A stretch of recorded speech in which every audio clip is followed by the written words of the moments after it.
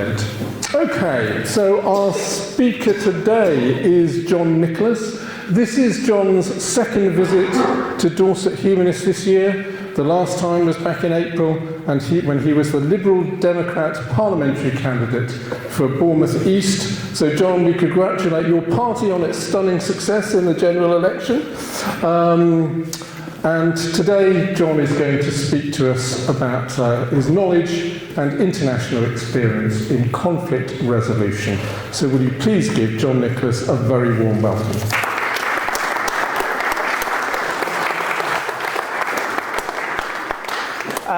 Brilliant, thank you, David. Thanks very much for inviting me. It's nice to be back in this room under a slightly different guise, because I won't be trying to convince you to vote for me this time. But there will be other elections in the future. I suppose what I think has drawn me to this event today is my history and engagement in a variety of situations. And I'll give you a brief history of myself, and then my plan is to talk about fundamental human needs and to share with you a model of human needs which may be unknown to you, which I think is far more useful if we're looking at interpersonal discrepancies and tensions, and even intergroup ones and international ones. And then I'll look at a variety of responses that classically happen when our human needs are threatened, and I'll show you those in a slightly different way. Then I'll share with you a model that's quite useful to consider at every sort of level of interaction that may lead to harm and or violence. And I say and or violence because often non-violent harm is equally pernicious in terms of identity and understanding. But first, briefly about me. Hi, Jackie. Briefly about me. I did a degree many years ago, which was like a combined arts degree, but you had to make your mind up your main subject early on. And I'd gone to study one thing, but discovered psychology in my first term. And then I navigated that was my main subject, and I did sort of core of related subjects. That was my main subject.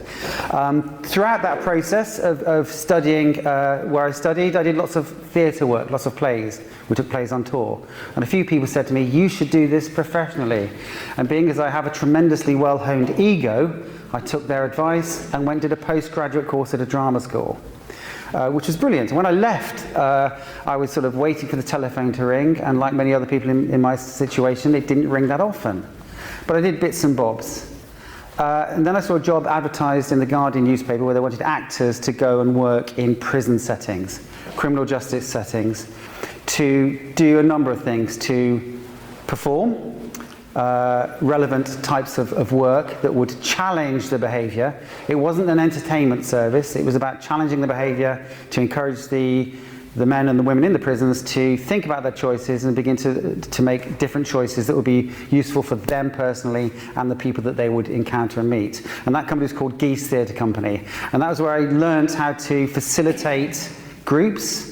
I worked in conjunction with psychologists and social workers and prison officers and a team. And I went to, I think there are 135 or so prisons in the United Kingdom, and I went to about 65 of them. Sometimes just for a day, sometimes on longer residential courses. So I often find myself, someone say, well, when I was in prison, and people get the wrong end of the stick. And I have to say, this is perhaps a bit of politics coming out, at the time there were lots of stories about the holiday camp prisons. Well, of the 65 I went to, they were all quite unpleasant places that were, I think, perpetuating, not deliberately, perpetuating violence and tension and less useful ways of dealing with conflict. Having said that, there was some brilliant work happening, and there still is, but it's very, very challenged. So I suppose my post-university education was a time when I began to realise what I'd been studied in psychology. And it's not about excusing types of behaviour, it's about understanding it and where can we find solutions. Doing that work, I was put into contact with an arts company down in Devon that did a lot of community arts work. Getting a group that had some kind of collective challenge, to work with them to tell their story to their peers or to policymakers or the wider community. So I did lots of work with them, with groups of adults with learning difficulties, young offenders, even excluded young people living in rural communities. any sense of isolation. We were trying to broker and bridge, to make connections, to develop strength and esteem within individuals and communities. When I was doing that, I was asked to design a process for people from the former Yugoslavia who were studying in Lillehammer, and this was in 1999. And some of you may remember that was the year of the Kosovo hiatus and then conflict. So we were working with a group of people from the former Yugoslavia in Lillehammer, and the reason it was in Lillehammer is because it's an Olympic town. It was twinned with Sarajevo. So for a number of years since the start of the conflict, the Nansen Skolan in Lillehammer had developed a relationship with taking people out of those tense contexts to broker more useful relationships with each other as individuals, in the hope that that would, A, begin to relieve some of their personal stress and tension, but also equip them with some strategies and approaches in how to deal with interpersonal and intergroup conflict and identity conflict that had wrecked many parts of the Balkans, and at that time was due to wreck it even further with the Kosovo crisis. As we were there, the bombs started falling all over the former Yugoslavia, and so most of the group could not return. So myself and my colleague Peter Harris, we were asked to stay with the group because we developed a relationship with them, pretty much just to hold them and to sort of be a point of contact and a point of understanding and a point of involvement. And that, subsequent to that, we were bolted into their process both in Norway and all over the Balkans. So that led to me sort of designing and delivering sort of engagement processes from a community play with a mixed identity group to training and working with NGO staff and teaching staff.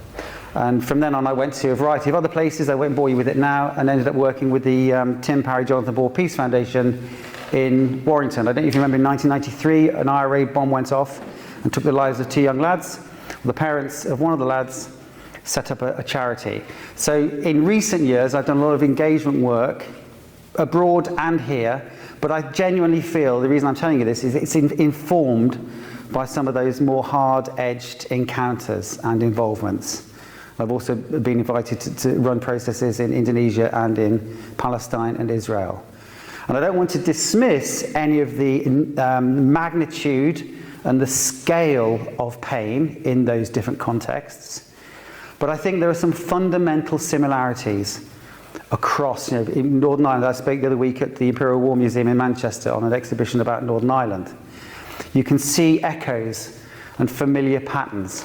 The cultural and the geographical context mean that the way the conflict expresses itself may be very different, but underlying there are some fundamental aspects which are similar. And that's why, for me, I think it's interesting for us to consider human needs. Now, at this point, don't all run into a frenzy of panic. I'm going to hope for some audience interaction. Hey, great. Gold star at the back. I see that as our first volunteer, ladies and gentlemen.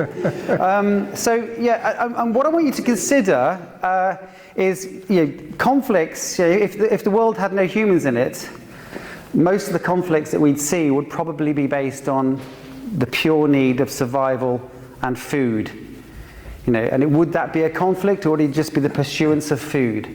So humans are very good at creating conflict and maintaining them. But what underlies it? So I just want you to think now, not about conflict, but about going on a 4-week holiday. What are you going to take with you? You're packing your bags. You're going to be away for 4 weeks, maybe 6 if you're lucky. What are you going to take with you? Just start to tell me some things you might take with you. Yeah. Money. Money. Do you know we don't need money? Pardon? We don't need money. It's useful, though. It's useful. It is useful. Yeah, I'm saying, but you don't actually need money. When I was a baby, I got fed. I got clothed. I didn't know what money was until much later. But very good. I'm glad you said. What's your name? Peter. Peter. Thank you, Peter. Money. Why do we take money? So I can buy stuff. What stuff? Food, clothing, refreshments, activities, and travel, and anything else that comes up that you can purchase. Brilliant. I'm afraid he's stolen your thunder, because he's touched most of the bases, Peter. Often when we're working with people, what do you need? You need money. We don't need money. We need the things that it facilitates for us. We need the things that it gets. It's a very convenient way of getting the long list that Peter's just shared. Yes? Passport. Passport. Why are you going to take a passport with you? Because not everybody can move without no one can move without ID. No one can move without ID, so it's about movement and your identity to prove who you are. What's your name? Amel. Amel. Thank you, Amel. Okay. Anything else? Yes. Jackie, so either if I'm not taking a friend, I take something that represents a friend, like a doll, or I have a rat. I'll take it with me, so that it can sit in my room, so that when I go back, I feel that feeling of camaraderie. Brilliant, Jackie. So what we've got here, we've got about something about your freedom of movement to facilitate crossing borders and getting around the place. We've got food. Peter mentioned activities, places to go, clothes, and things. Yes, over there. Something else. I'd bring my mobile phone, which would let me translate things if it's a country where I don't understand the language. I could Google how to get around in a different country, maybe call for help if I need it. Brilliant. What's your name? Daniel. Thank you, Daniel. Jackie said she'd take something to remind her of her friend, because she might not be able to take her friend with her, but she's got a reminder, a token, some kind of contact. And that's really very, very key, what I want to talk about in just a moment, because sometimes the direct needs do not need to be satisfied, but we can be reminded and reassured. And sometimes if we're not reminded or reassured of our fundamental human needs, that gives us a perception that they're under threat, and that can trigger a whole range of responses. And Dan, you just remembered the classic mobile phone, because and you listed off a number of things. You can find out where you are, you can navigate, you can translate, you can understand and be understood. Yes? I was going to say when I was younger, it's always the Lonely Planet. The Lonely Planet, yeah. Can I be awkward and say knowledge of where you're going? Why is that awkward? Well, it's not so tangible. No, but it's something that, and you would find something to facilitate that knowledge. So you were a Lonely Planet person. I was more of a rough guide kind of dude myself, rough guide. I like the rough guides. Thank you for that. What's your name, sorry? Kathy. Yeah, Kathy, you're talking about knowledge and understanding. So know a little bit about where you're going, to have some kind of concept or understanding. Yes, sir? I'll probably take a notebook to write down what I see there. That would be, so when I come back, I've got something tangible that I can use to look back on. Yeah, so the events, the activities that people have mentioned, so you've got a record of it, so you can refresh and maintain an awareness of it, and perhaps revisit it psychologically and say, oh, that was great, and then maybe even to prepare for another trip. David? I always take a pillow. Okay. We won't ask any further questions on that one. No, I mean, clearly that's about, I guess, rest. Yeah, so I can sleep. Yeah, and also to guarantee it. And also having these things, sometimes they reassure us. You might turn up at a hotel with the most fantastic pillows, but on way, you know that's They're usually rubbish, so that's why I take my own. Right, there you go. Yeah. Yes? I'd take a book. A book. Something to do, something to read, yes? I'll take my phone to keep in contact with everything, and also I've got photos on it to remind me of my family. Brilliant. Because I get killed and other people can see who I am. Yes. Okay. Well, it's interesting, isn't it? In the Florida Florida hurricane, there was a trend. People were writing their names and their birth date on their arms. Now, that's fundamental in terms of identity. So we're even concerned about our identity and who we are and who we belong to and with, even in the possibility of us not being here anymore. It's a fundamental motivator and need. Any more people burning? Yes. I would take a Kindle. A Kindle, yes. You've done lots of books to read on there. Yeah, so that's all of those needs. You can have like your knowledge sorted, your recreational reading, your information, your language books. Also, I think we'll draw a line there. Because the good news is, thank you for chipping in there, because it's one thing for me to come and say, okay, I've got this really good idea on human needs, and I want you to take this. We've actually found them. Because what I want to refer you to, or talk about now, is the human needs model of a Chilean economist called Manfred Max Neef. Now, some of you may have heard of him, may be aware of him. Put your hand up if you've heard of Ibrahim Maslow? And the hierarchy of needs. Okay, yeah. Yeah. Now, anything I'm about to say now, I don't want to dismiss. I'm not the anti-Ibrahim Maslow League. I've not come here to dismiss him or denigrate his work. It was pivotal, because up to that time, the basic motivators of human behavior had been seen as like drives, almost biological drives. Maslow offered a more nuanced understanding of the human needs concept. My problem with it is it's hierarchical, and it kind of suggests that you provide one, and then and only then can you go to the next level. Then and only then can you go to the one above that, and then you end up being self-actualized when they're all taken care of. Really useful. It opened the door. For me, it's problematic, and I think I've seen this in a range of contexts, because it makes a hierarchy of the needs. Often in crisis moments, you will have an intervention, often an international intervention, that will concentrate and focus on one particular need. But the way it delivers it, it will do it in a way that threatens or destroys the other needs. And the motivating factors of these human needs, and I'll share them with you in just a moment, is when they're threatened, or when we think they're threatened, they change our psychology. They take us back to a limbic, more sort of less rational way of behaving. Survival. You've heard of fight, flight, and freeze? Have you also heard of flock? That's the other F word that doesn't get mentioned. Fight, I'll punch you on the nose, Trevor. Freeze, I'll just be really still. Flight, run away.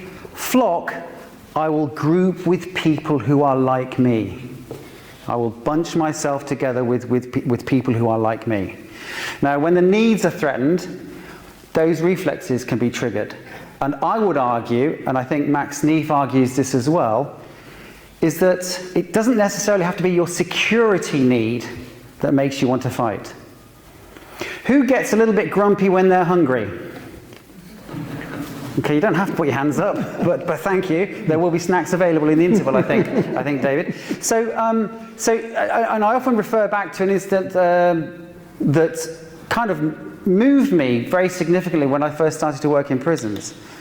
There was a chap who was doing quite a long term for sort of a very serious crime. He'd attempted to kill his flatmate with a knife. And by reflex or design, we don't know, he'd taken the knife into the stomach and he'd turned it. Okay, his intention at that moment was to probably kill his flatmate. He had seething rage and seething anger. The good news is he didn't die, and the good news is this individual was involved in quite comprehensive repair work and had acknowledged. There were some historical factors, they weren't excuses, they were explanations. The trigger for him to commit that crime was his flatmate and he were having a row, and his flatmate saw his, the guy who did the stabbings, guitar against a wall.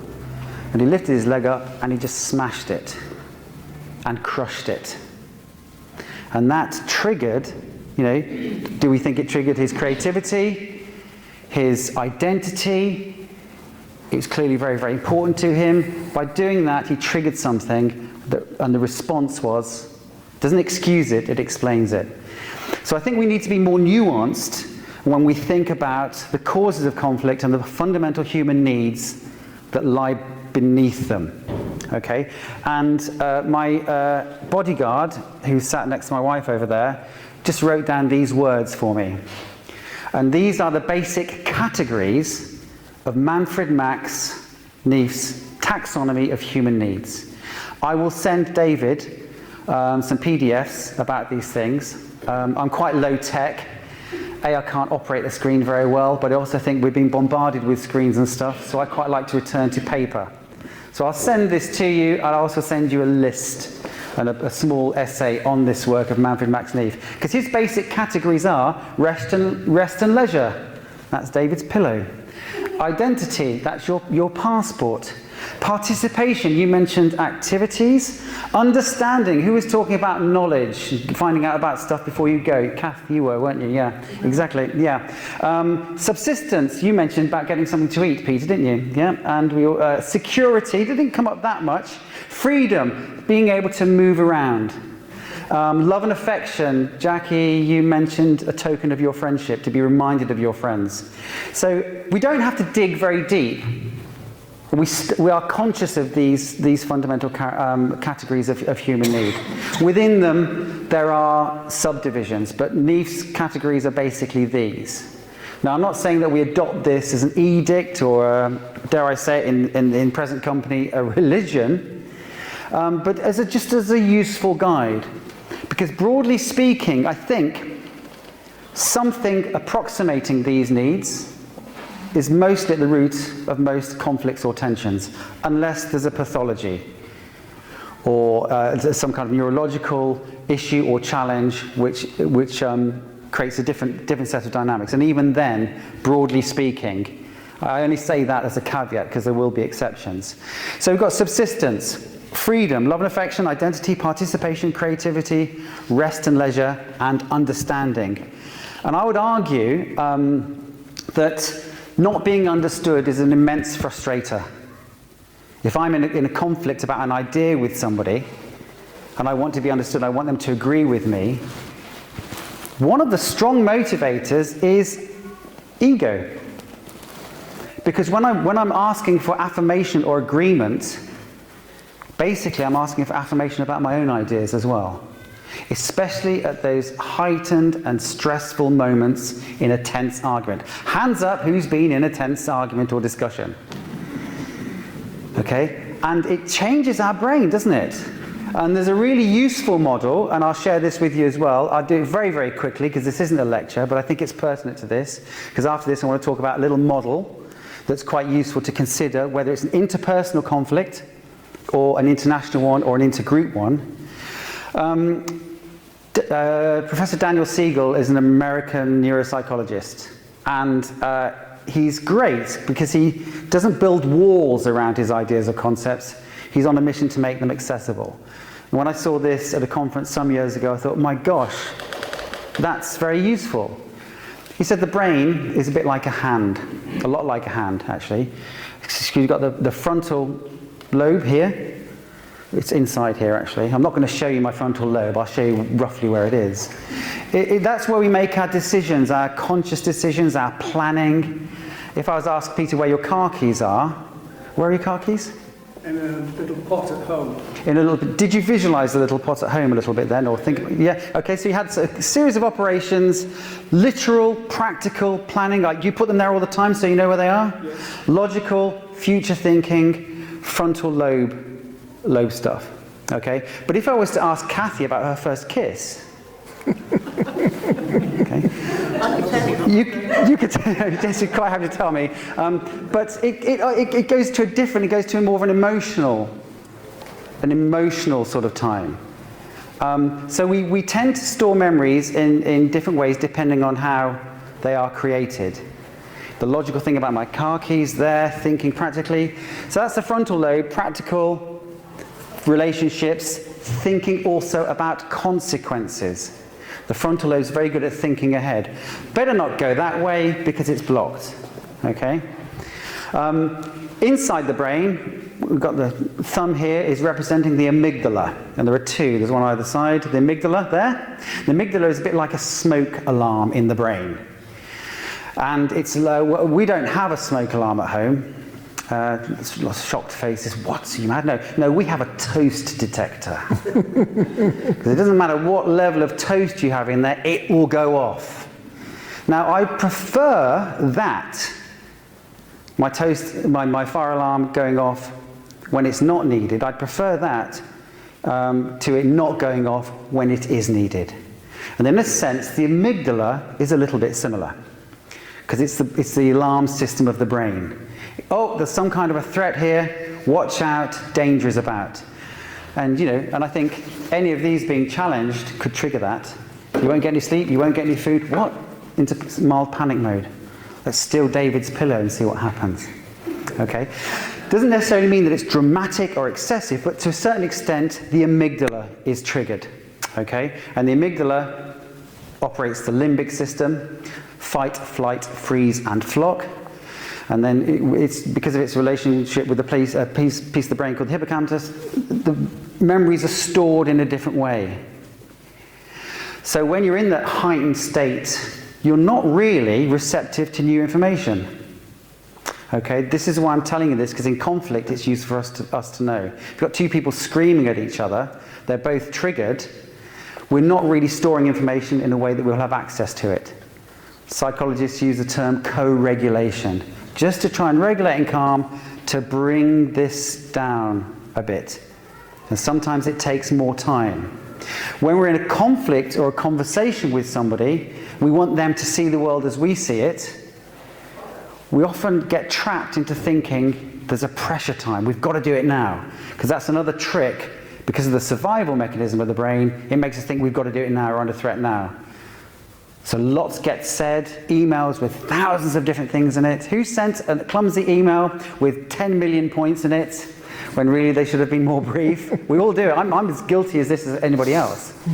When it's repeated, and when it's causing harm and pain on a repeated level, then I think we have a duty to sort of sit back and say, what can we do to adjust this?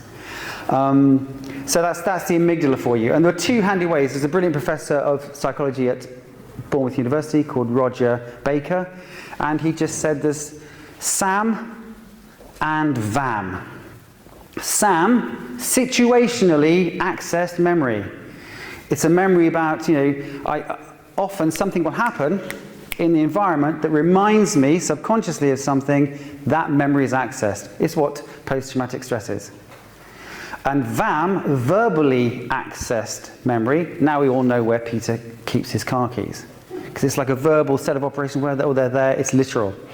It's attached to sort of present meaning about the future and thinking and being conscious. So VAM and SAM, verbally accessed memory and situationally accessed memory. Now the reason I'm telling you this is the way I understand it, and I think I've seen it in action, is the way our brains operate are less absolute in terms of cut-off points. Our behavior and our emotional responses are kind of a continuum. Okay? And this process is at varying levels. Now, to a certain degree, some stimulation is really useful in terms of learning. But too much, threat, and we want to escape, and we won't remember. It's that classic bell curve of stimulation and understanding. When I'm working with groups, and I know you're speaking about multiculturalism at some point soon, I've worked with groups that are living close by each other who are in quite tense conflict that is violent, or going to be violent. And so the job there is to reduce this as much as possible, but to maintain the stimulus. Not be too safe. You have to start off safe and regulated so people feel less of a threat, and then you're able to engage and talk. And often one of the things we say is, I work with a group of far-right activists and some people from an entrenched Islamic group. And they were at loggerheads in terms of their ideologies. We brought them together over a long period of time. I said, our job is not to convert you or change your mind, but it certainly is to alter or make you think about how you're expressing your views. And throughout that process, which was tense and challenging, there were these moments when they'd look at each other and say, you're basically like me. And that's a literal quote. We're effectively the same person. But through cultural and contextual situations they'd been in, they developed this huge separation. Now, when it gets to that level, it's very expensive and time-consuming. Can we begin to be more confident in ourselves so we don't interpret difference as a threat? You may have a different point of view to me, but I'm not going to let that necessarily challenge my identity, and I'm going to be open to try and understand, because understanding is one of our fundamental human needs, remember. And understanding and not being understood can be very stressful, because it's not just about a difference of opinion. It might be about, oh my God, he's actually attacking me, she's attacking me, my very being. This is something I hold true and fundamental to me. And various grades of this can happen. Now, we all want to be right. Hands up if you like being told you're wrong? No, we don't. As a rule, we don't. And there's a fantastic quote, I don't want to be right, I want to be useful. And there's I think it's a Zulu quotation that says something like, there's a place beyond right and wrong, I'll meet you there. the sensation is we have to argue our case perpetually, and now is the only time we'll be able to do it. So some of my work is actually about, can you find a way to exist in the same space and disagree? Provided your beliefs and your actions and what you're encouraging people to do doesn't encroach on any of my human needs. Okay, because it goes both ways. I see the lecture hasn't really stimulated you, so I'll bring out my friends that I brought with me. Because I've just talked about basic human needs, and now I'm going to talk about classic responses. What happens? What do we see? How do we behave? And what is the impact or effect of that behaviour on us when our human needs are challenged, or even when we're challenged in general? So can somebody just challenge me on anything? It could be something you've heard, anything. Just challenge me on anything. Go for it. Free run. Go on. There's something missing off your list of needs, which I think is status. Whatever. I don't need to say that, mate, because I've got plenty of status. Yeah? It's not just yours I'm talking about. But I don't care.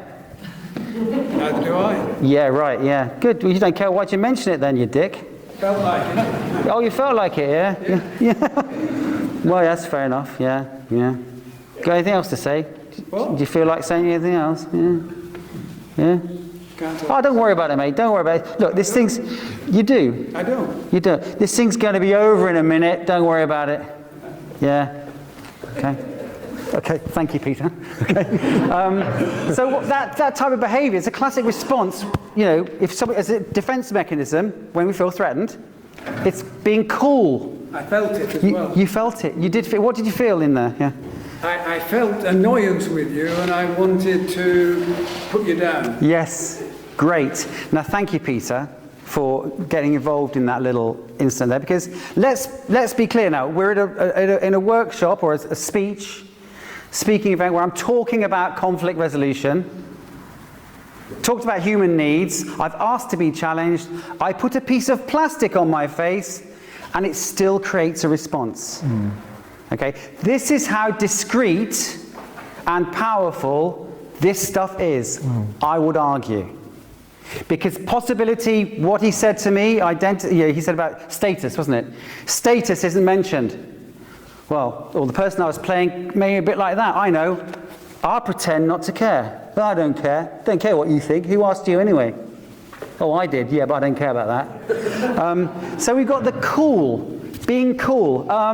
Would someone else like to challenge me on something very quickly? Thank you for that. I'll come back to that identity. Liberal Democrats are rubbish.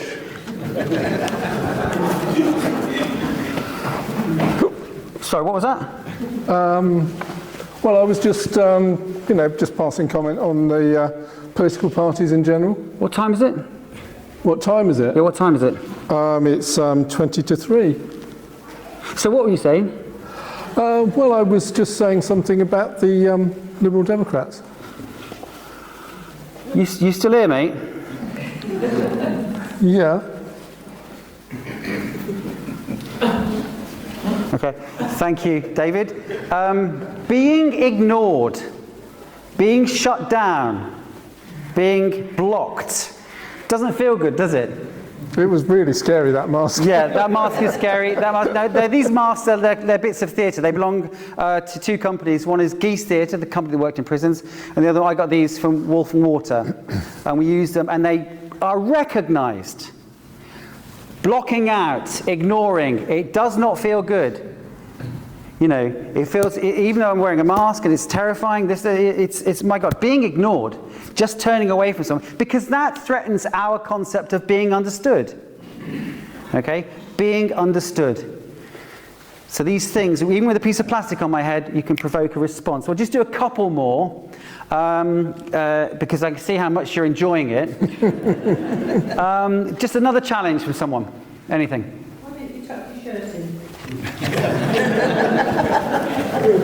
What's that?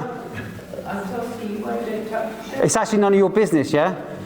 Coming here with a jump. Why is it your business whether my shirt's tucked in or not? Because I'm involved at the same time. You want to shut your mouth and talk about what the topic is, yeah? Yeah, good. Yeah, don't want to hear another peep from you, all right?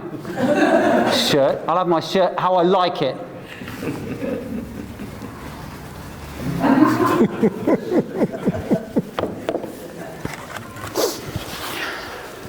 I can't believe you had a go at my clothes. I can't believe you did that. I mean, I bet I'm not the only one with the shirts not tucked in. Yeah, why didn't you pick on her? I knew I shouldn't have come. Hostile crowd and all that. Only trying to be friendly. Okay.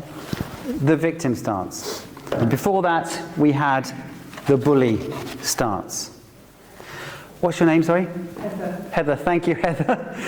What was it like, even though I'm pissed plastic, did you expect that? I mean, it's this demonstration. What did you think when I... It's very familiar because I do challenge people if their behaviour is really bad. Yeah. And that's how they come back as bullies. Yeah, exactly. It's bully. These exist or they resonate. Can you hear me, by the way? These exist or they resonate because they are familiar. Now, part of the psychology of conflict, I actually think, paradoxically, is essential. We need to have difference. We need to have arguments.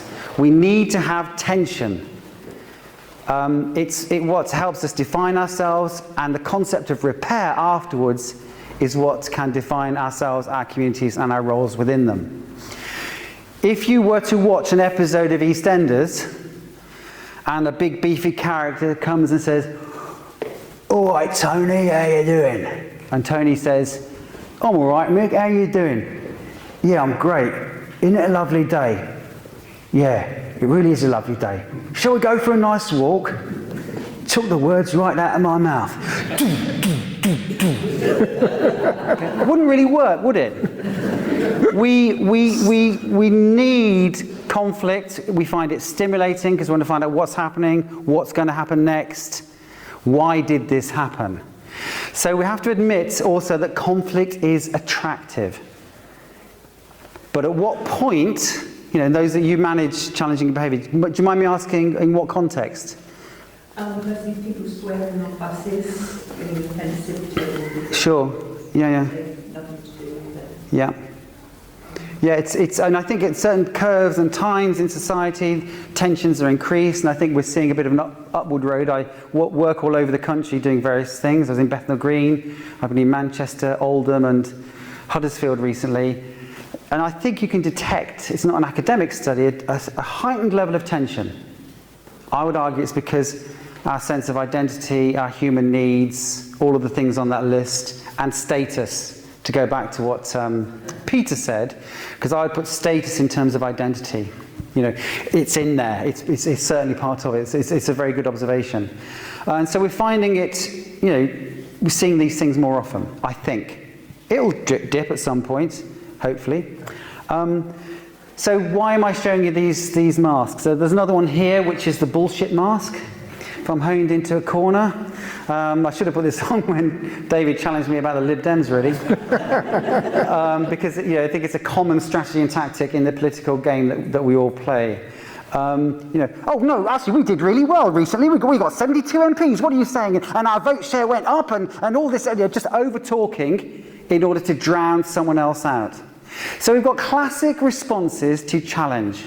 Classic responses to when our identity or our understanding or our security is challenged. We've got pretending not to care.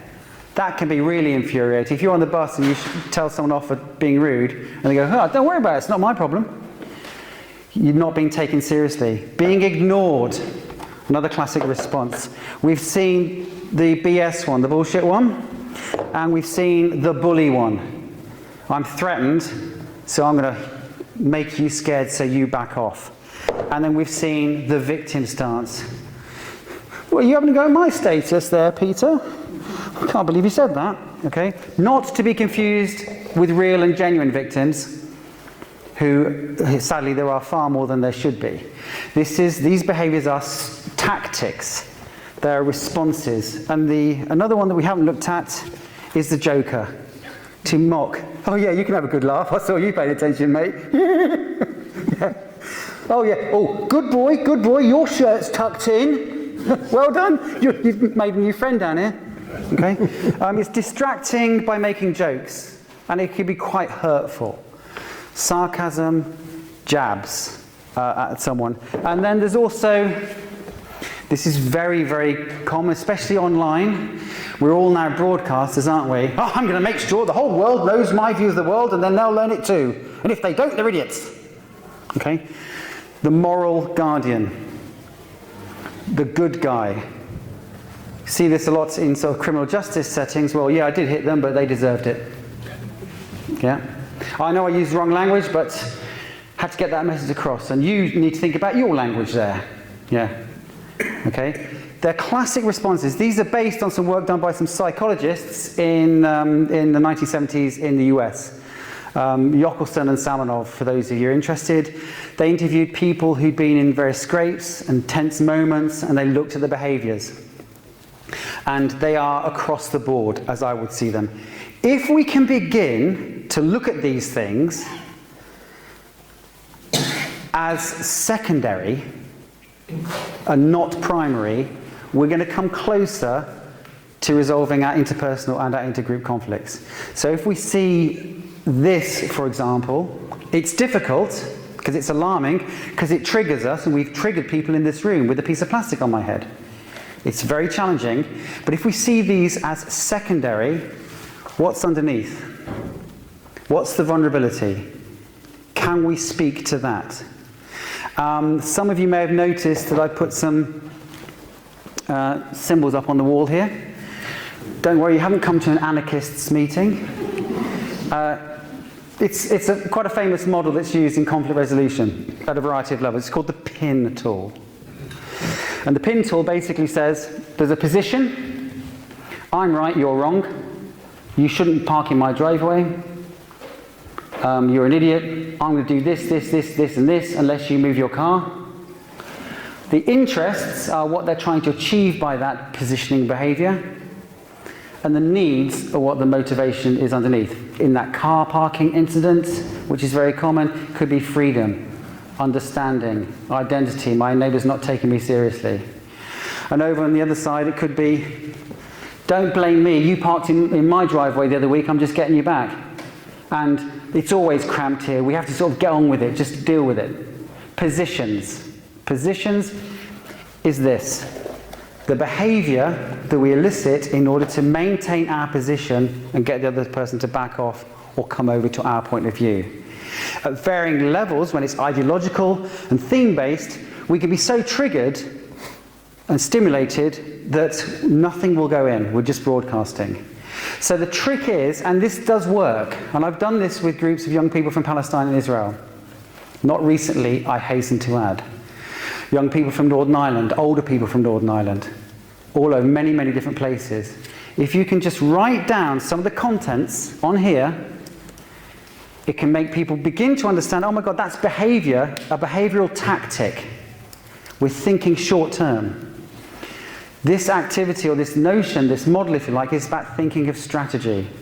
Because if we see these behaviours as a sign or symptom of vulnerability, and it's difficult, especially when we're triggered on a particular, and you know, God knows, United Kingdom in recent years has had a range of issues and contexts which has established very firm positions. I think it's wonderful when you see people of very different positions engaging and talking to each other.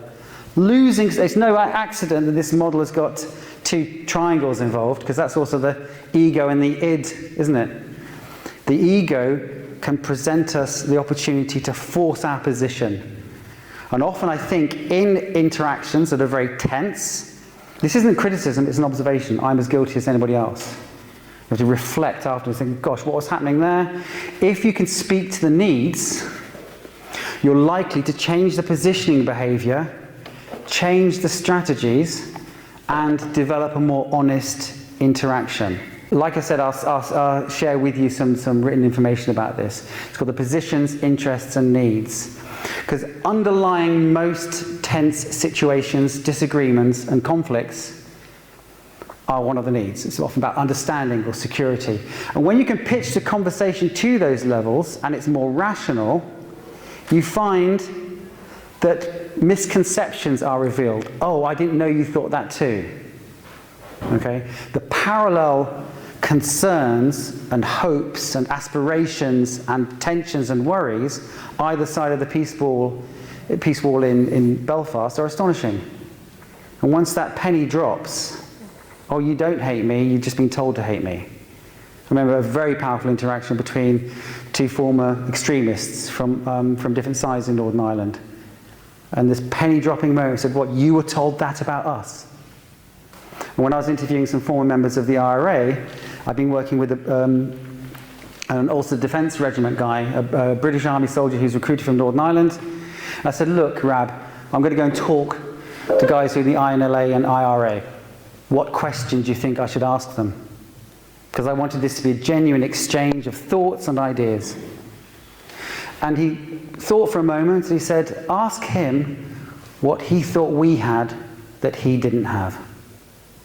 And it was a very powerful response from Rab, and it was equally powerful when I asked Dom the question. Because they were connecting. Oh my God, you had need as well. So the shoring up of positions on big group identity basis, mythologies about them, or if you've got to agree totally with me or you're not my friend, the space between that. And I think if we tilt the conversation towards the needs element, we're going to be in a more useful position. So next time you're in a row, think about what need is it? Why am I triggered here? What is it that's upset me, that's making me be pretending not to care, that's making me ignore someone, that's making me bully someone verbally or otherwise, or play the victim, or just joke something important off? Okay. So that's Manfred Mach's human needs. He researched these. He spent many, many years going to developed and non-developed communities across South America and globally. He calls it human scale development. But we've just found out they didn't really need to, because we found them here, in a sense. And he talks about satisfiers and destroyers of those basic human needs. And sometimes we satisfy one need. I was in Indonesia once after the tsunami, and American Aid had come in, organisation. I was sat with some guys. I'd actually just gone out on a recce with somebody who was delivering some educational resources, pouring down with rain. The guys who lived there were sat on a raised area that had been built rapidly by Norwegian Refugee Council to fantastic standards. They had a place dry, they could be and exist. A car pulls up, US Aid. Now I'm not knocking US Aid, but what I'm about to tell you I've seen happen in many, many places. With bags of rice, because all the fields, they weren't growing rice for quite a long time after the tsunami came in. And some of the guys who were sat smoking, their legs were hanging over the edge of this thing, they got up to go down the stairs to go to the people delivering the rice to help out. Okay? People got out of the van, and two of them were saying, no, go back. Go back. And a translator told them in Bahasa, Indonesian, to go back up, and they sat back down. Utterly heartbreaking. Because that gesture, possibly motivated by some kind of fear, I don't know, denied those gentlemen the opportunity of participation. That's another fundamental human need. They denied them that possibility of participation, and they denied them the possibility to be understood as people who want to sort of get involved and do things. Now, I'm not saying there's any deliberate, pernicious aim behind the gesture, but that obsession with, no, this is a literal food thing, the way our needs are satisfied ricochet and resonate with other ones as well. So that's in these pivotal sort of moments. I think we can see things like it in our families, in our communities, in our places of work. Are we satisfying one need that's destroying others? Have I got time to tell a brief story? Yeah? Okay. Are you sitting comfortably? Okay. Does this make sense so far? I will send you some information. You know, the response to our needs deficit, or a perception of a needs deficit, changes our behaviour. The style and manner of that behaviour can then affect somebody else's needs and change their behaviour too. Then we have a vicious circle. Not too long after the cessation of violence in Kosovo, about 18 months or so after, maybe a bit longer, things were still incredibly tense. And I was staying in a place called Mitrovica, which is in the northern tip of Kosovo, and it borders an area of Kosovo which was Serbian held. A river separates those two parts. And then Kosovo continues a little bit more up until the Serbian sort of Sanjak border. I've been working on a piece of repair work with a mixed identity group. Trainee police officers from both sides, teachers, lawyers, a mixed group to spend time together and explore how are we going to repair. Because the hatred was at a very extreme level. And so after about 10 days of working with this group, travelled back to Mitrovica, and there was a Médecins Sans Frontières worker with us, a woman called Caroline. So we stayed in the office of this organisation in Mitrovica, the Kosovan side, right by a bridge that was heavily armed. And one morning, it was a February morning, do you know those lovely February days when it's so bright you can almost see the blue reflected on the tarmac? Really, and it's really crystal clear and bright. You can smell spring coming, it's not quite there yet. Well, this was a beautiful day on the backdrop of a heavily militarised location. We had to go, to checkpoints in lots of different places. Albanian houses on that side were surrounded by military protection, and the Serbian houses on the side that I was on were surrounded by military protection. Barbed wire and mostly French K4 troops. So we started looking, and this woman who we're with, Amina, said, "Oh, I used to live up there on that side of that hill. I've not been there since the bombing." And Caroline said, "Oh, it's a lovely day. Should we take a walk up there?" Now, my rational head said, "God, wait, you can't go up there. There's been recent violence. There's been a recent mass violence event over there, and it was very tricky." And Amina reflected for a moment, looked up and looked at Caroline and said, "Yes. Yes, let's go up. I want to look at my old house." So we went and got coats and walked across, went through the checkpoint and walked up, and significantly Amina's behaviour changed. She became sort of, because she was seeing her old neighbourhood that I hadn't seen for perhaps 18 months, 2 years. Lots and lots of anti-Albanian graffiti, the identity of one side of the group being expressed in antagonistic terms, pushing people away, abusive, unpleasant language. The converse is equally possible to see on the Albanian side and the other way around. Small houses completely surrounded by troops of families that had decided they're not going to move. You know, 5 or 10 troops heavily armed outside tiny cottages. We walked up, and as I say, it was quite a somber contrast to the beauty of this sunshine-filled day that I've mentioned to you. We walked up through some winding streets, more graffiti, lots of bomb damage. You could see where people were living lives after the conflict. Then we came up to a high-rise sort of area, not high-rise flats, high on a hill, and a lane, like a country lane, went down. One side went down into the valley where the river was, the other was cottages. And Amina said, "My house is just up there." So we walked past her house, and there's a Serbian lady in the garden. Her house had been occupied, taken over by a Serb family. And the woman saw Amina, panicked, ran into the house. And literally, it was like one of those cartoon scenes where you see somebody run into a house, they shut the front door, they shut the cat flap, they shut all the windows. Okay? Shutting down. Okay? And Amina was quite taken aback by this. Well, that was my house, but clearly now somebody else is living in it. Now, this story plays out almost everywhere where you have an intergroup, interethnic conflict on all sides, across different trajectories. I'm sharing this one with you as one example of something. So we were sort of stunned, thinking, well, perhaps we'd better go back. And the neighbour is running down the pathway. She's running towards us. A lady of similar dimensions and age to the one who'd shut up Amina's old house. And she was shouting, "Drita, Drita, Drita!"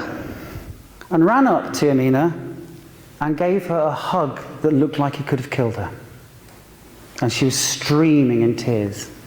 This was Amina's old neighbour. And time had passed, the neighbour had mistaken her for her sister. So we went, no, it's in Serbian now. It's Emina. So then the old lady redoubled her emotional effort and said, oh, Emina, and hugged her. And then she took us into her house.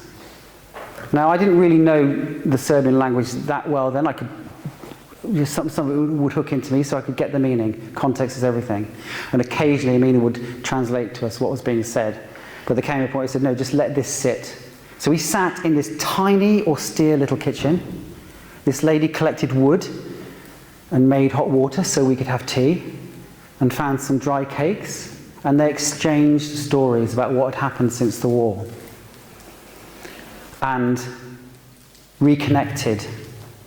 And Emina's father had died just after the war. This lady's son had died. So there were tears. And there were laughs.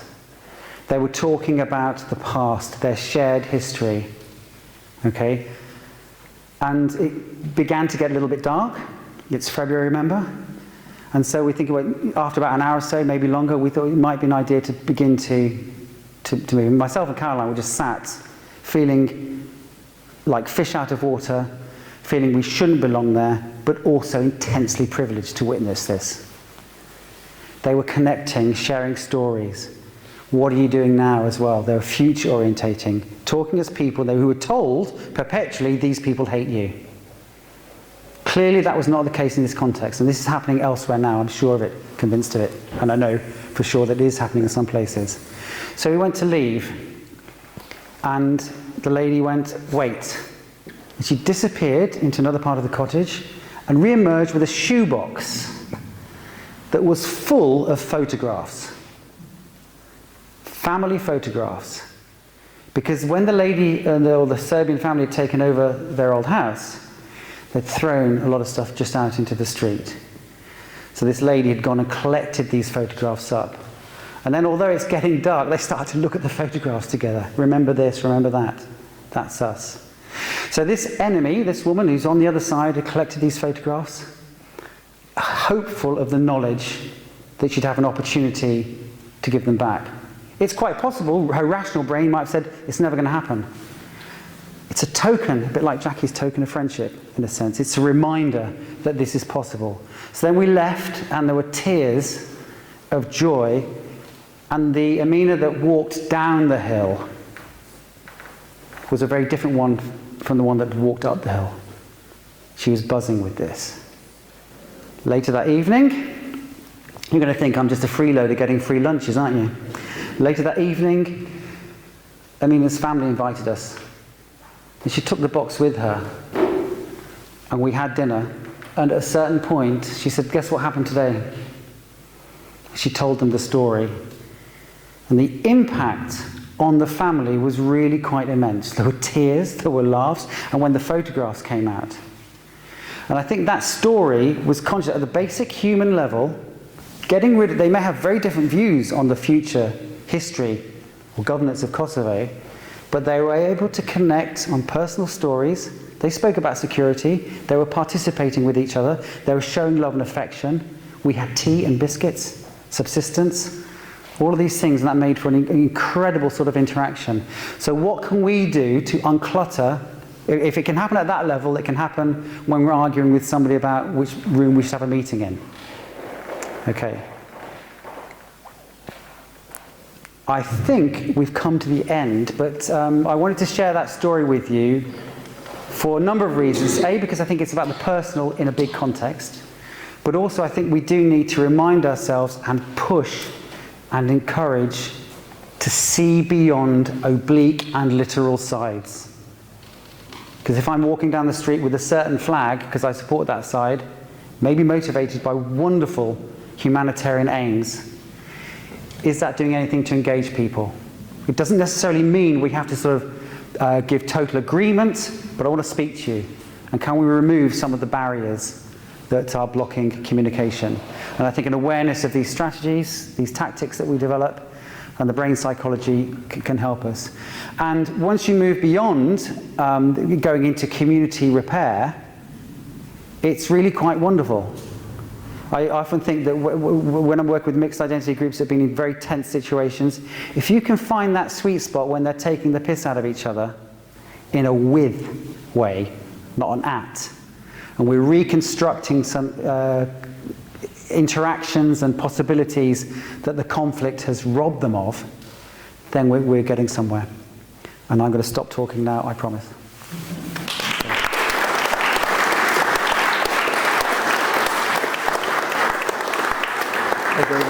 Yeah, we've got questions and I'll go around with the mic. Thank you so much, John. Fantastic loads of food for thought there. So, do we have any questions for John? Okay, Steve, I'll come round with the mic so everyone can hear you. There you go. Great, that was interesting. So you say about the human needs. I mean, if people, obviously status is a big need for people. But what about people who have an excessive need for status, when you're having to deal with people that are only interested in their status? I mean, your reaction to that is a natural defence or resistance, isn't it? I mean, when would you think that there are people, plenty of people that simply do have an excessive need for status that they can't help but try and, you know, put others down in the process? Stupid question.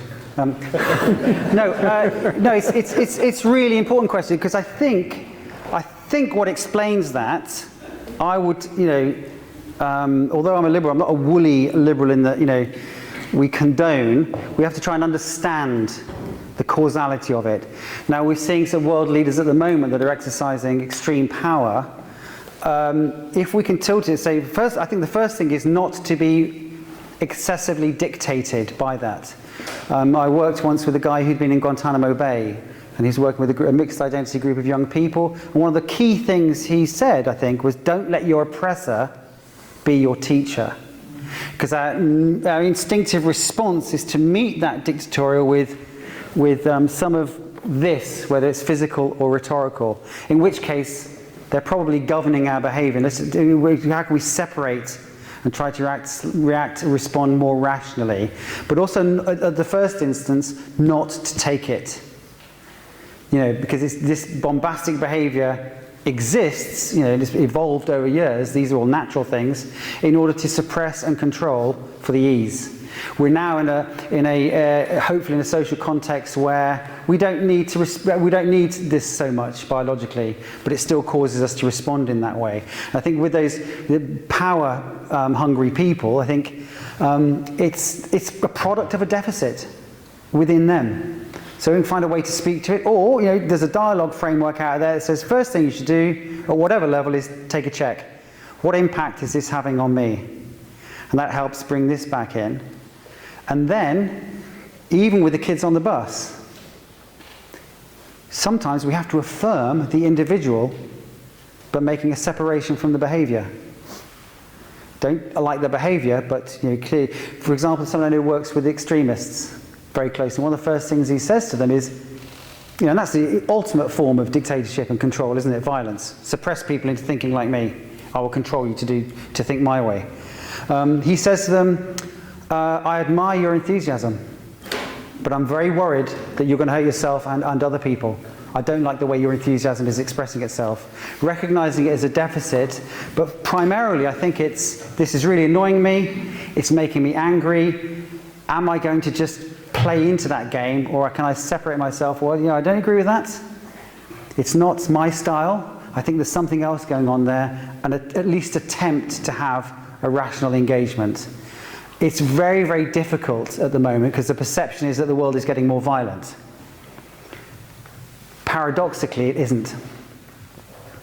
The violence, we're seeing the violence, and we're seeing it concentrated in some horrible situations and contexts at the moment. But if you broadly look at the history of human behaviour and endeavour as a ratio, we're probably getting less violent than we were. But our perception and our fear and our isolation is making us feel the opposite. There's a fantastic book by Steven Pinker called The Better Angels of Our Nature.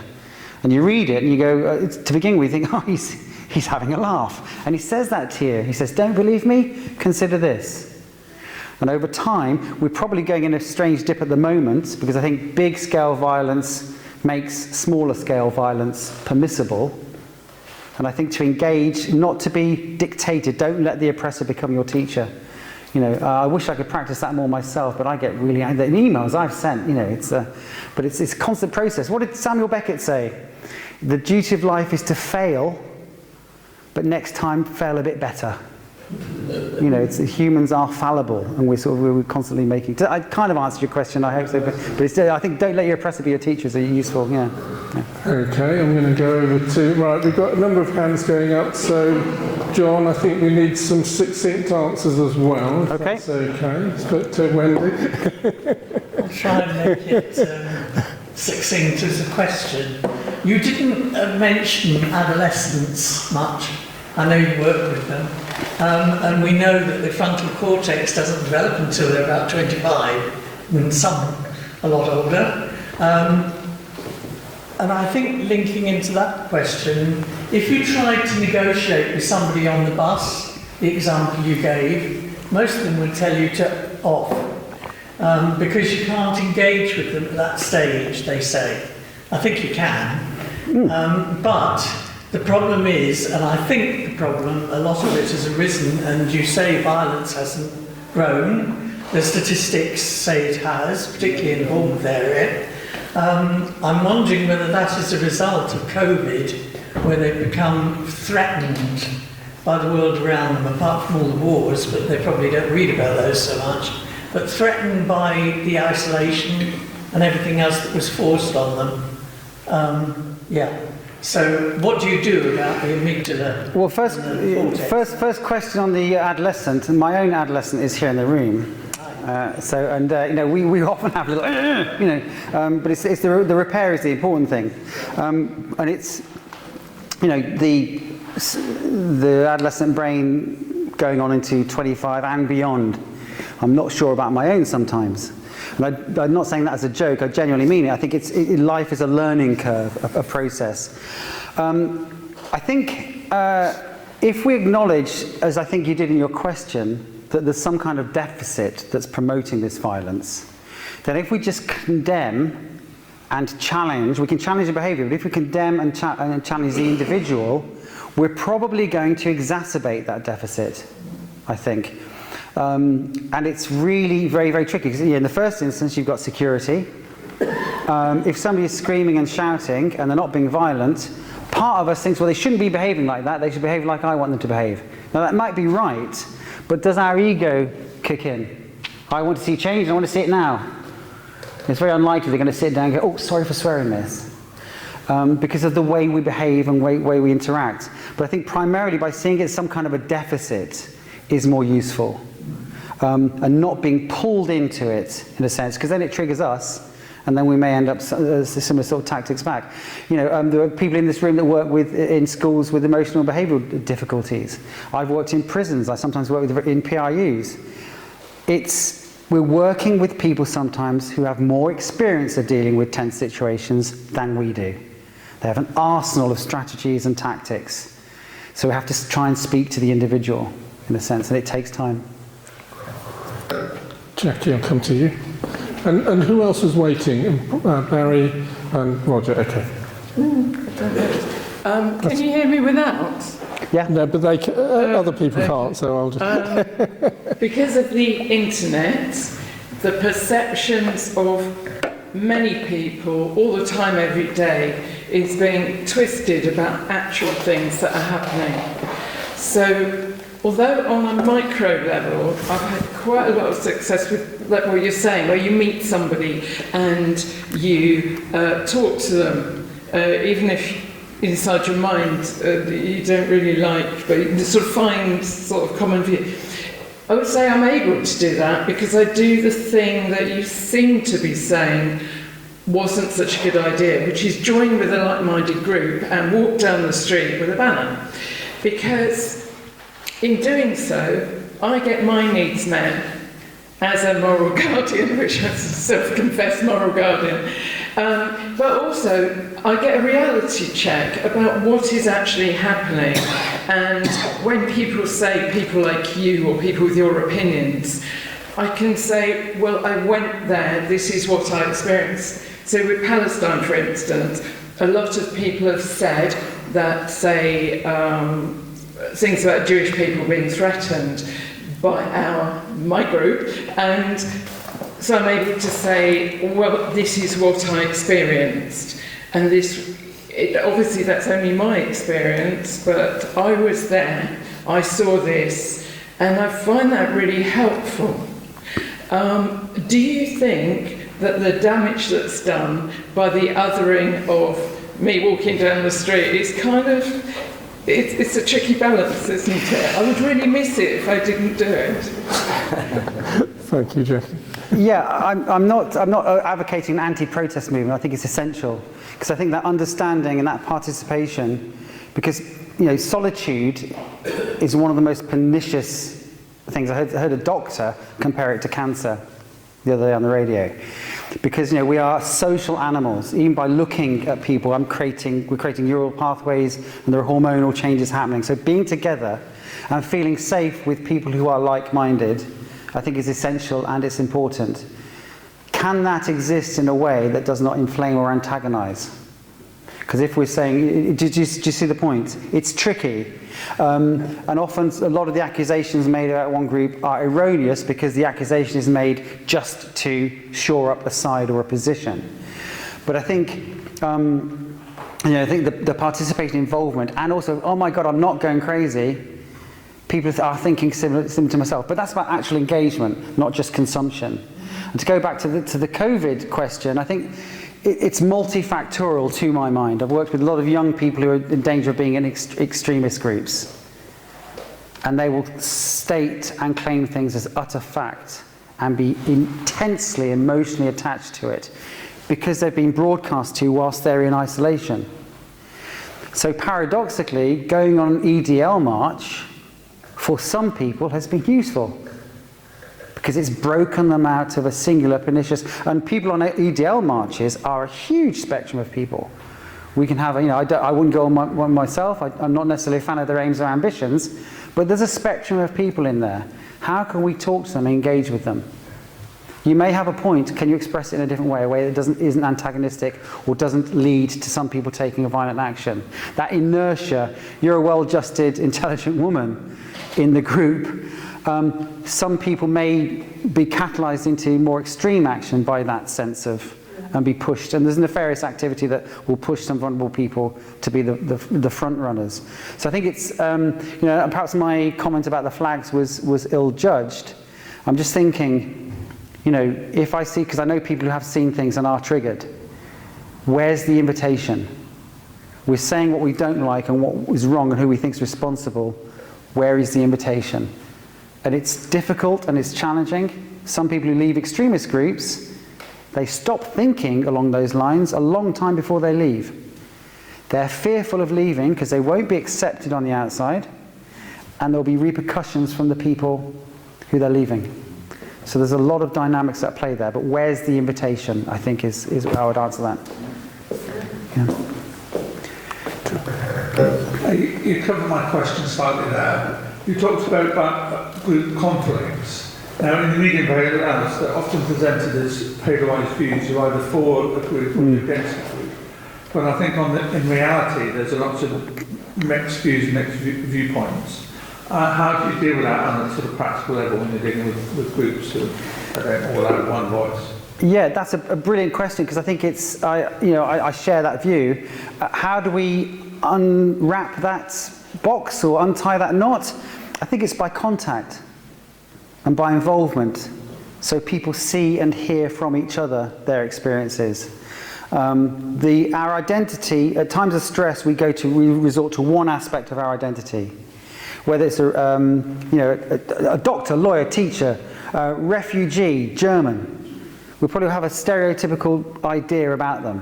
Whatever the common denominator is, they have another group. Old person. I was running a focus group with older people in Bethnal Green recently. And it was joyful because there was swearing, there was ribald behaviour, there was mocking, there was just eating too many biscuits, running around. It was fantastic. So I had to, constantly, I'm in a privileged position to abandon a single aspect of someone's identity. We have multiple aspects of identity. So to go back to your question, a useful tool I find myself doing with groups that are in conflict is just provide opportunities where people get to share and talk about and engage on aspects of their identity and history and experience that the others may not know about. And often you see people being really surprised by two things: a commonality, strong commonality they have with the other, and some fundamental differences they have with somebody who's one of us. The internet is partly responsible, but this desire to sort of put all eggs in one basket, I think we are all different individuals. We all have multiple identities. So if we can provide opportunities where I can see other aspects of you, not just the fact that you're in the humanist group, for example, then that's really useful. Oh my God, I do that too. I worked in a fish and chip shop too, whatever it might be. And that begins to erode some of the recourse to these antagonistic tactics. Okay, let's just go to Barry.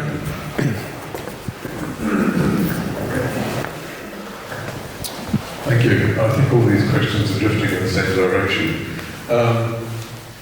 I think it's human reflex or common behaviour when faced with a conflict to take sides, to identify what you regard as the morally better case, the moral high ground, to find justification for that position, and then confirmation bias swings in and you're in one camp against the other, which is almost certainly fuel for the fire and fuels conflicts. You're a professional at conflict resolution. How do you maintain equipoise? How do you distance yourself from taking a position? Because I believe that's absolutely essential, and this expectation that you should have a view on something and justify it is a fundamental error. Yeah. How do you keep equipoise, and what's your view on taking a position? Yeah, I think, I mean, there are, throughout history, there's clearly inadequacy, mayhem and pain that's being perhaps stewarded more by one entity than another. But once we absolutely cross that line, it's a bit like a football team when you're watching your football team play. You know, when the referee makes a bad choice in your favour, well, we'll just ignore it. We're like, cool. But on the other way around, so it's real. And I think the same mechanism is in play on bigger issues. So if we do take an absolute side, then we fail to see the resources on the other side, the points of connection. Going back to Jackie's question, you know, the points of connection and engagement. So I think we have to be open to that possibility of really avoiding blanket terms. I was once working with some Chechens, and they told a story about how a child, they were travelling and had to cross from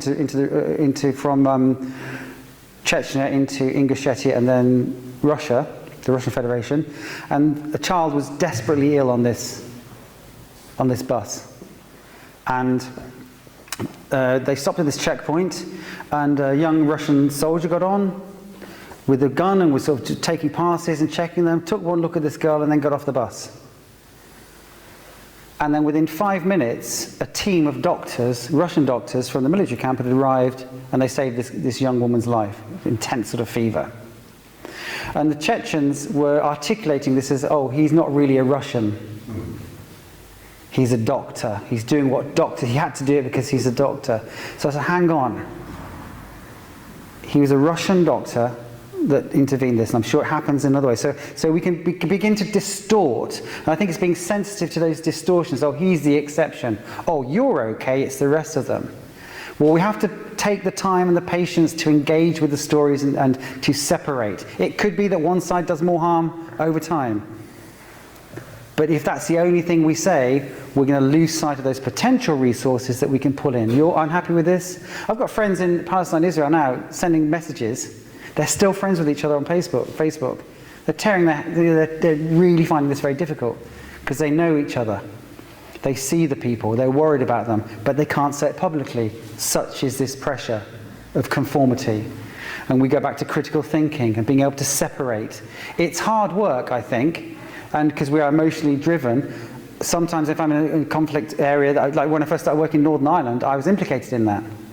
So you have to battle through and just keep it at a certain level, non-issue based, asking naive questions, like I asked you earlier on at the beginning, to get to know you. What would you take on holiday? To really basic questions, and keep it simple and keep it human, and then move up to our content if we need to later. But all of the things you say, I think we witness them on a community level. I've witnessed them all over the world, literally. And it's about, I think, being able to separate. Also, sometimes I will have an emotional response to something. I don't necessarily practice this at home, as those two know, but you develop a bit of a game face. Maintaining contact. Okay, tell me more about that. When inside you're thinking, so it's a constant struggle, but I think we just look at those points of invitation and big brushstrokes exclude.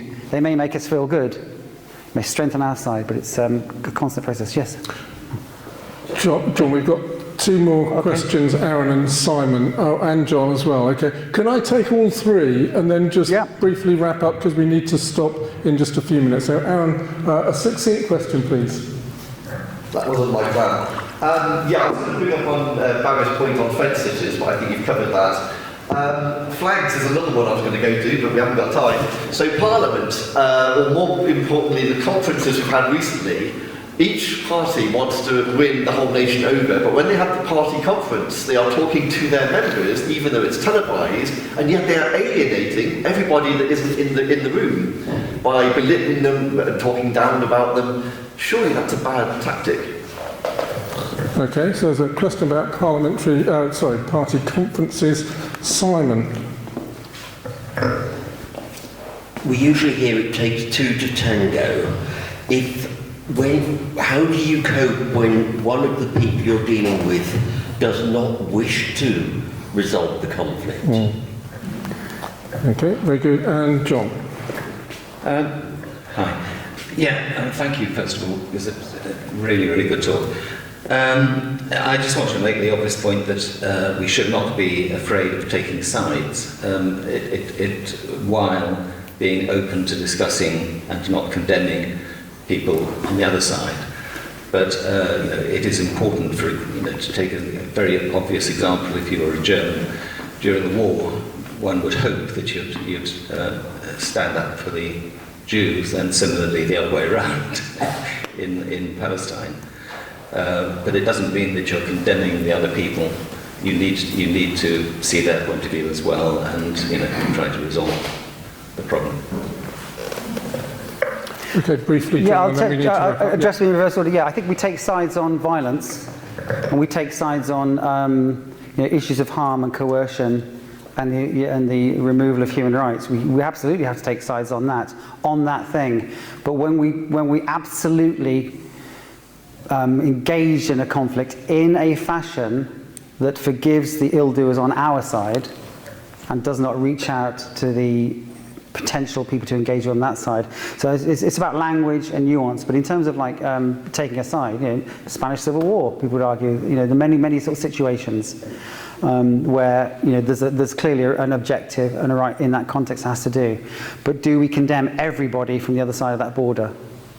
I think that's less useful, and I think that actually perpetuates and it loses sight of us. Going back to party conferences, I suppose, it's preaching to the converted, isn't it? And they're like rallies. They're self-congratulatory, patting on the back rallies. The more interesting things at party conferences happen, I think they motivate our team, our group, happen in the fringe meetings, which is less broadcast. There's much more nuanced engagement, certainly with the Liberal Democrats, because I think we're intrinsically collegiate form, in a sense, in terms of the people ask me why I only want proportional representation because it will get more of my MPs in. Actually, no, because I think we have to represent the mix and have an engagement. I mean, there was a time when different party members would go to other party political conferences. I think that happens less now. There'd be a Tory MP or vice versa who were working on cross-party issues anyway. I think we need to see more of that. But the absolute condemning, it serves a motivational purpose. It's not one of the things I'm a great fan of, if I'm honest. Although David did do a really good joke at the conference before last when he said about the clowns in Downing Street, and then he had a message coming back saying, from a professional clown, he said, "I don't want to be associated with them. I think you used the wrong C word."